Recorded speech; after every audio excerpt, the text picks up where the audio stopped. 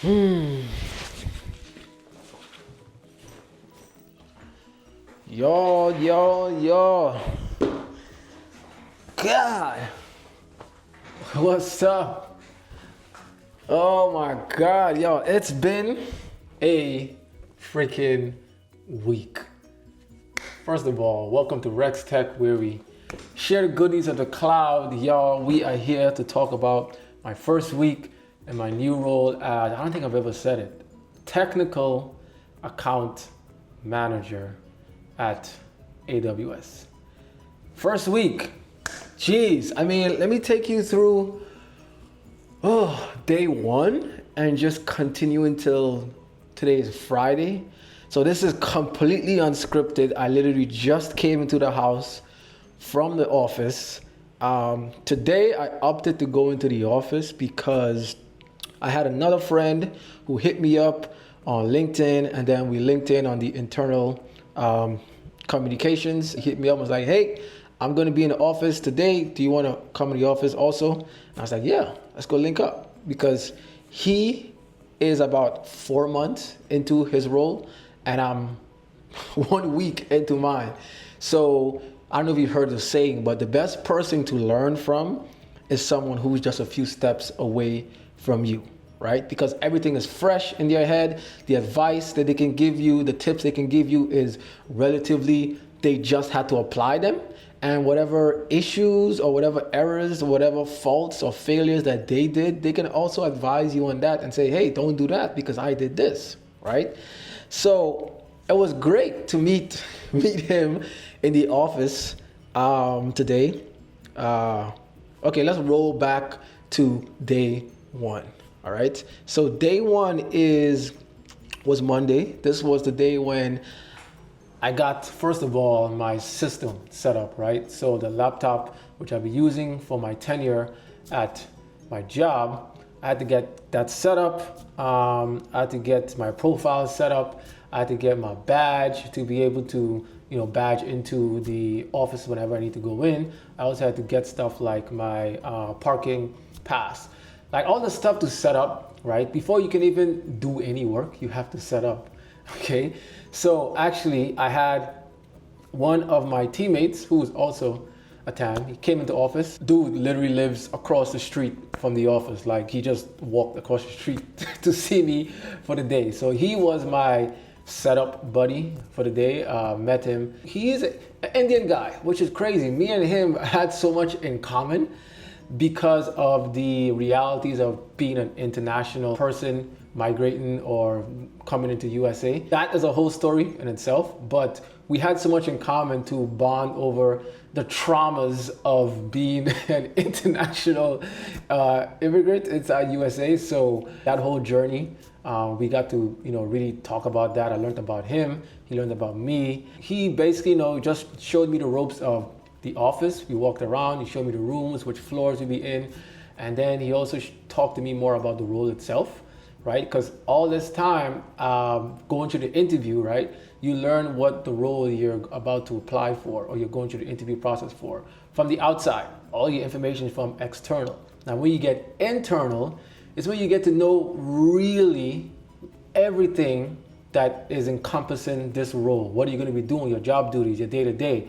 So those are some of the questions I was asking him, like, hey, how's your day-to-day from top to bottom? When you went through your first 3 months, 6 months, how did it feel for you? What are your obstacles? What did you go through? When did it start feeling comfortable for you to manage?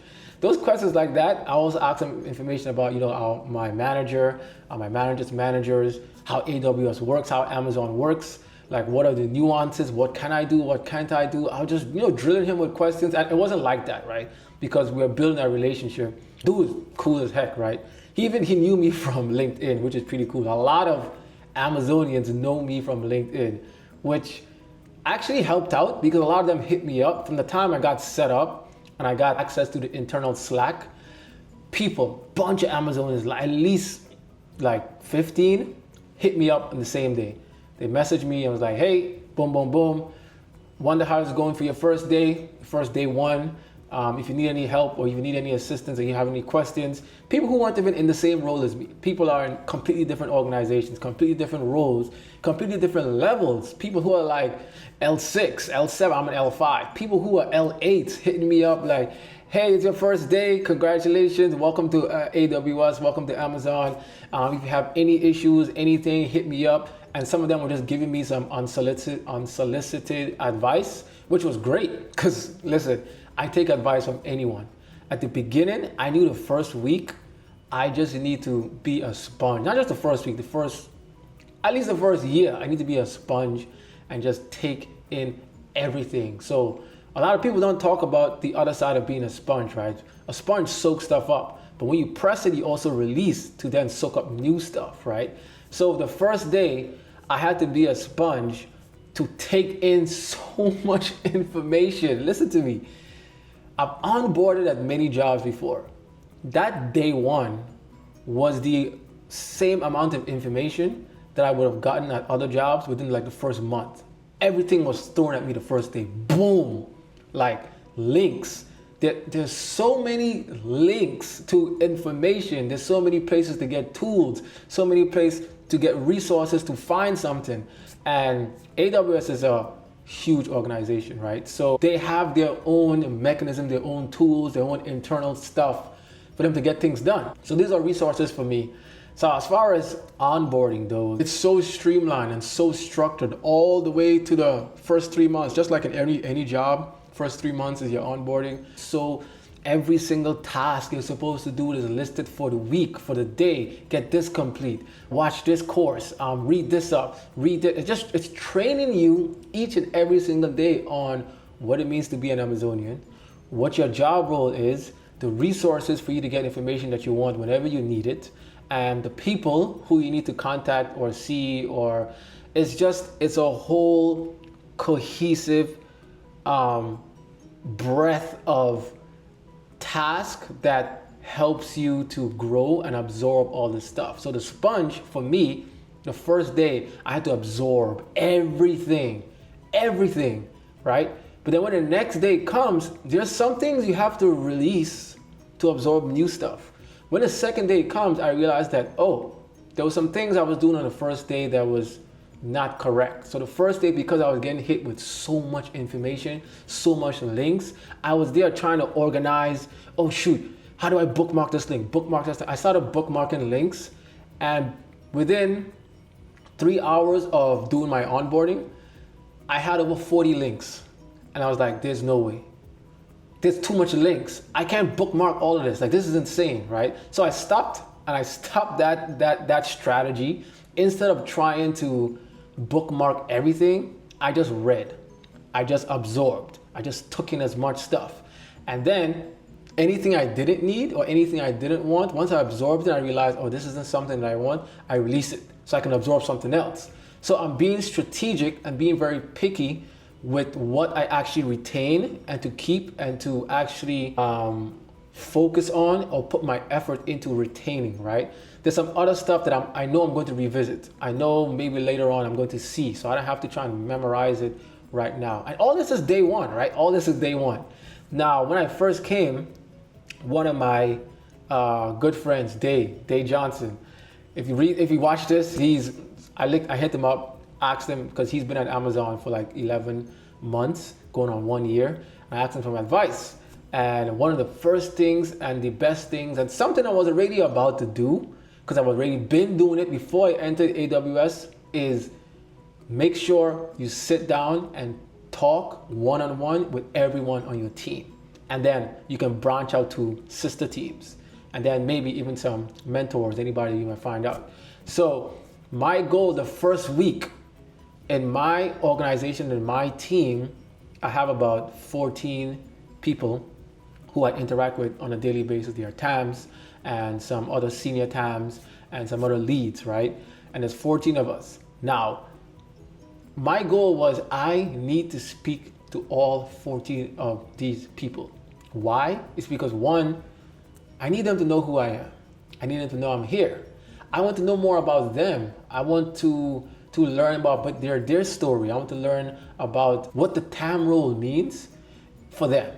right? Because everyone is in the role, but different people have different experiences, different perspectives in a way how they can explain what the role is. So as I'm going through the onboarding, which is already overwhelming, the second day I had about 5 coffee chats, 5 one-on-one 30-minute chats with 5 people on my team. By the time I finished those 5 calls, everything started to make sense because now I'm getting first primary experience of people in the TAM role for a year, for 2 years, for 4 years. And they're telling me about their experience the first 3 months, the first 6 months. And I'm asking them questions like, how did you get to Amazon? How long did it take for the stuff to start getting manageable, for you to start becoming comfortable? Some people were saying it took about 8 months, it took about 1 year. After the first 1 year is when they started feeling comfortable, which was crazy because I'm like, dude, every job I've been to, after maybe about 5 months, 4 months is when I'm ready to start kicking stuff up. They're saying a year. So I'm like, oh shoot. If they're taking a whole 8 months to 1 year to get comfortable, I'm like, boy, we in for a ride, boy. We in for a long ride of chucking it, effort, consistency, discipline, exposure, experience, and just growing and being uncomfortable and being forced to grow again and being challenged. And it's going to be something I'm looking forward to, right? Because coming from professional athlete, listen, one thing I'm not scared of is a challenge, all right? Now, this is definitely a completely different challenge. This is FANG, right? And from day one, the bar in which you're expected to operate at, you already experience it.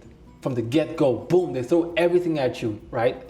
And I think it's good for them to do that because it quickly gives you and shows you the mentality in which you should be operating on for you to be able to succeed in this role, okay? So they threw everything on me on Monday, right? Not everything, but Monday came pretty quick, pretty fast, almost like a bus hit me. But the second day is when you start to organize everything, right? You got the whole world the first day. Now you need to start picking out different countries, different areas of the world where you can focus on. How does this country fit in the entire globe? What is this island doing? What is this ocean doing? Like just breaking it up and seeing the whole world for what it is, and then zooming in to different parts of the world, and then zooming back out, zooming in, zooming back out. So that's what I was doing, right? All the information I was getting, I was creating a picture, right? So I would zoom out of the big picture and be like, okay, because I'm building a puzzle. Every piece of information I get, I'm adding to the puzzle of the entire picture. So I'll zoom out a little bit and be like, okay, I see this picture, this puzzle fitting into this. How is this creating the actual image I'm trying to see of the final product of the puzzles being put together, right? And then I add another piece and then I zoom back out. So I keep zooming in and zooming back out and keep doing that. And what's crazy is the coffee chats I was getting was giving me more information than the onboarding was giving me, right? Because the onboarding is 3 months, right? But I got so much information so quickly from speaking to my teammates, okay? So the whole week I've spoken to about 10 of them, right? And this may seem to you, might be like, oh, it's a 10 people, but listen to me. To organize 10 people in my entire organization to meet me for 30 minutes, I spoke to my manager's manager today, and she did give me some kudos, like, hey, for you to have met with like 10 people this week out of 14 in your team, like for you to take the initiative, for you to have bias for action, to go out and seek the people on your team and speak to them. Oh shoot, I'm rambling. I was talking about why I want to meet people. So another reason to meet them is these are the people that are going to be my resource, right? When I get into my role and I get deep into it and I get assigned a customer as a TAM, whenever I need help, whenever I need issues, these are the people I will be contacting and hitting up like, hey, I need help, boom, boom, boom. So I want them to know me. I want them to know my story. I want them to know who I am personally, right? I also want to know more about them. I want them to know that I'm interested in them too. When we start the call, I don't just ask them, hey, what is it like being a TAM? No. I ask them like, hey, what's your name? Where are you located? Where do you grow up from? What's your story getting to Amazon? What's your background? All that stuff that I want to know more about them. And I think when you know more about your teammates, it makes the relationship and the way how you speak to each other better. So when someone asks you for help, that's not just another person. That's not just another employee. That's someone who I know. That's someone who we clicked on this particular thing because we have the same background. Let me help this person, right? Because I know where they're coming from. I know I can relate to them, right? I see myself in them. So it makes it more personable when you're helping that person. Not someone that's distant away and you're just giving them information. Hey, do this, do this. No, it's like, yo, I'm helping one of my bros. I'm helping one of my dudes who we chill together, we knock it out together, right? So that's one of the reasons why I wanted to speak to them on a personal level. All right. So today, which was pretty crazy, I met with my manager's manager. And one of the questions I asked was, how do I help my manager succeed so you can succeed, right? Because whatever I do, it trickles up the chain, right? And for my manager's manager to succeed, my manager has to succeed. For my manager to succeed, I have to also be succeeding according to what is, his expectations and what's the organization's expectations and what's Amazon's expectations, okay, for the role that I'm in, okay? So me getting the insights of that, was so good insights. She was telling me some things. I'm like writing it down, noting it down. I'm like, okay, these are the different tips and advice that you only get from talking to people, right? Relatable. She knows my manager on a personal level. So she can tell me things about his personality, what he wants, what he expects, and how to maneuver around him, not in a bad way, but in a positive way, making sure that, you guys are gelling together, your relationships are good, the expectations are met, and communication is good, interaction is good. Like those tips and advice you can only get from someone who actually knows someone on a personal level, okay? Not just the employee that, hey, we have to get this done, but more of, hey, how do you operate? How do you work? How do you manage? That type of stuff. Now I can get all that information from my manager itself, but getting information from other people who have interacted and have experience interacting with my manager, that also gives a broad perspective of understanding the type of person who he is. Oh, and one cool thing, which as I was saying before, where you meet people and you don't understand how much you have so much in common. So I haven't really told my story on YouTube as yet, but I was previously a professional athlete. And one of the biggest meets and the best meets I've ever gone to was Commonwealth Games, which was in Gold Coast, Australia. Now, when I met my manager's manager, where is she from? Australia. And in 2018, when the Commonwealth Games was held in Australia, Gold Coast, she told me, oh man, I so wanted to go to that competition so badly, but she couldn't go, and she was giving me her experience why she couldn't go, but I was literally in her neck of the woods. So that brought someone who is far away from you, right? 2 levels below you, brought me closer, like, hey, this person has been to my country. They know where I'm from. They know where I'm at. They've been here. So then the relationship becomes closer. Like, okay, this person is not that distant anymore. We've crossed paths some way or the other. All right. So then the conversation she just lit up when she was talking about Australia, right? And that's the cool thing, you give people space to talk about themselves. You give people space to talk about their experience, because people love to tell you their stories, because people have gone through things, people have experienced things. And a lot of times, they want to be able to express it and show others also what they've been through. And you have to give people that space, right? And then when you get the information, draw some relations to it from your life experiences. That's how you build a closer relationship. That's how you build camaraderie. That's how you become more relatable. And that's how you can actually now bounce stuff off of each other, because there's certain experiences you've had together separately in 2 different lives, but they're closely related and they bring us closer as a team, as individuals, and co-workers, whatever, right? So that has been my week. Within day one, the first day one, because at AWS and Amazon is always day one, right? The first day one was insanity. Every other day after that was like night and day, right? So if the first day was night, every other day the sun started to come up. It was daytime, right?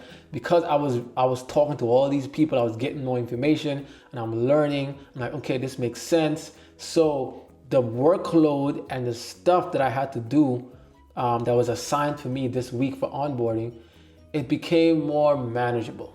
Okay, now there's still a lot that is required of me. There's still a lot that is expected of me, right? This is just the first week. I have 3 months of onboarding, and onboarding is not just, hey, you just do this stuff and then you can start working in your role. No. When you pass your interview, when you become a TAM, those 3 months of onboarding, there is actually 3 evaluations you have to pass. Yeah. So just because you entered Amazon, you entered this role, doesn't mean the work. Let me not say like that. Because you just got into the job, you also need to be trained for the job. Okay, you have experiences from before, but it's not the Amazon way, right? So we need to take you to some training. We need to evaluate you and make sure you are ready to go out in the field, right? Once we let you loose into the field, we are supposed to be confident that you have the tools, you have the resources, you have the knowledge, you have the experience, you have the different scenarios you may be hit with. You have a full-fledged, cohesive understanding of being able to execute when it's needed. And if anything happens, hey, you have a team that you can lean on. You have resources, people you can ask questions of. And that's one huge thing about Amazonians. Everyone is willing to help. It's insane because I experienced it before I even entered Amazon. Every Amazonian I hit up on LinkedIn, either they offer me a coffee chat or whatever issue I had, they will try and find the answer, or they will divert me to somebody else who might have the answer. And I always said this, Amazonians accepted me as an Amazonian before I even came in. So many people have been advocating for me, have been helping me, have been reaching out to me, have been giving me information at so much things, right? So when I got in and I realized that after every coffee chat, everyone would be like, hey, if you want to set up another 30 minutes to ask any other question, just look at my calendar and just set it. If you need to go over your evaluations and you want to do a test run, just set 30 minutes and we can go over it. And I was like, man, yes, this is a lot of information, but there's so many resources around me to prevent me from failing. Okay? Like if I fail, it will truly be because my incompetence or I didn't reach out to the resources enough. I know I'm competent, and if I reach out whenever I need help, there is no way I should fail. There's no way I should only succeed, right? Like the first 3 months of these evaluations, that's the thing, that you have to pass it. There's multiple evaluations you have to take. So you do one, then you do the next one, then you do the next one. You have to pass all of them before you actually do your duties, your role as a TAM, okay? So with all these resources, man, it's a lot of work. I've said this on LinkedIn where there's been a lot of messages and DMs coming in because people are congratulating me for the role. People are hitting me up, asking for referrals before I even actually started the job. How can I refer you before I start the job? Secondly, please don't just blindly message people on DMs. People are messaging me, no hello, no hi, just, hey, refer me, resume. I'm like, dude, I don't even know who you are. There's no mutual connection. I mean, like, what do you want me to do with this? You know what I mean? Don't do that, because in reality, you would never walk up to someone in person and tell them, hey, I heard you on Amazon, refer me. You would never do that. You would never just walk up to an Amazonian and be like, hey, I want to work at Amazon. This is my resume, refer me. No, if you treat your communications on social media, especially when you want help or you want someone to be a resource to you, if you treat it like an actual interaction in real life, you have a higher chance of succeeding and having that person actually responding back to you. Okay? So let's just say you wanted an Amazonian to help you in real life. What do? When you approach the person, for them to actually take a chance on you, you usually have to give them a spill, give them a background of who you are, a story, an elevator pitch, right? Let the person know who you freaking are, what you've done, before they can even think of, hey, let me take your resume and go and do something. No. You walk up to someone and say, hey, how are you doing? My name is blah, blah, blah. I heard you're an Amazonian. I'm really passionate about the cloud and I want to work for Amazon. I'm interested in this specific role. I don't know if you have time, but will you be interested in maybe looking over my resume? If you don't have time for that, I'll be interested in learning more about your role, and any type of resource that you can be of help. I'll be open to it. Once you do that, the person now is going to be like, oh, you've given me enough information of who you are. You've given me the option to help you. You haven't told me to do anything. You've asked, and I think I'm going to want to, I will be that will put someone in a position more to want to help you because of the way you approached it. Okay. It's that, okay, this person needs help. They're not demanding of anything, but they just want some help. Let me see how we can do something, right? When people approach me like that, I hit them up back quick. Like, oh shoot, boom, boom, boom, boom. But I get a bunch of emails, DMs every single day. So every now and then I miss DMs. I'm sorry, like I get hundreds a week. There's no way I can go through all of this. Like you can't feel that way because I'm not replying. Because if you were in the same shoes as me, there's no way you get through all. There's no way.